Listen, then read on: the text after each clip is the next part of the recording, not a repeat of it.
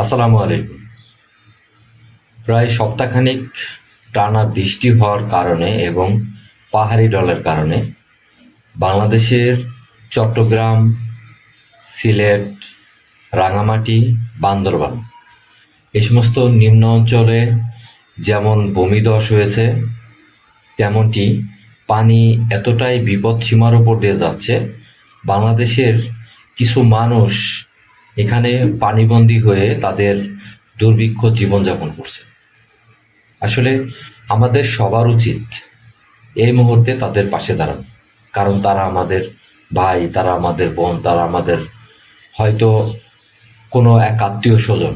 তাদের এই বিপদের সময় আমাদের উচিত তাদের পাশে দাঁড়ানো।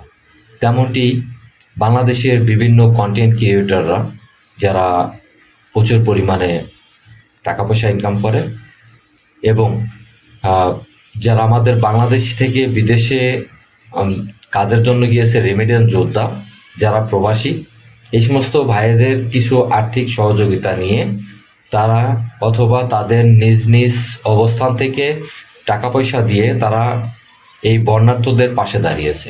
কিন্তু আমার নিজের যদি অর্থ থাকতো তাহলে তাদের পাশে দাঁড়াতাম আমি নিজেও। আর আমাদের বাংলাদেশে যারা রাজনৈতিক দল, তারা দল মত নির্বিশেষে বন্যার্তদের পাশে দাঁড়ান। যারা আমাদের বাংলাদেশের ধর্নাঢ্য ব্যক্তি আছেন তারা এই বন্যার্তদের পাশে দাঁড়ান।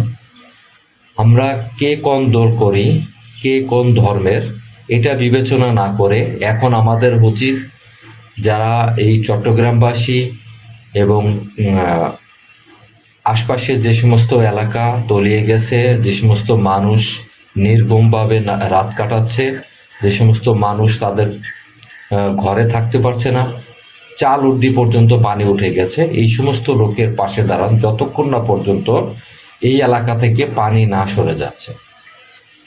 আসলে আমরা এই মুহূর্তে বাংলাদেশে উচিত সারা বাংলাদেশের যারা আমরা ভালো অবস্থানে আছি, 1 টাকা পারি, 2 টাকা পারি, 10 টাকা পারি, যে যা পারি তাদের পাশে দাঁড়ানো।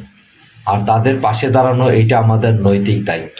এই জন্য আমার ভিডিওর মাধ্যমে আপনাদেরকে জানাতে চাই, আপনাদের যে যার কাছে আছে, যার মাধ্যমে হোক, যারা সঠিকভাবে দান করে এবং সঠিকভাবে এই সমস্ত জায়গা গিয়ে তাদের কাছে খাবার পৌঁছায় দিতে পারবে, আপনারা তাদের মাধ্যমে হলেও অল্প কিছু করে হলেও আপনারা যে যা পারেন, যেভাবে পারেন এই বর্ণাঢ্যদের পাশে দাঁড়ান, কারণ তাদের পাশে দাঁড়ানোর আমাদের একান্ত কর্তব্য।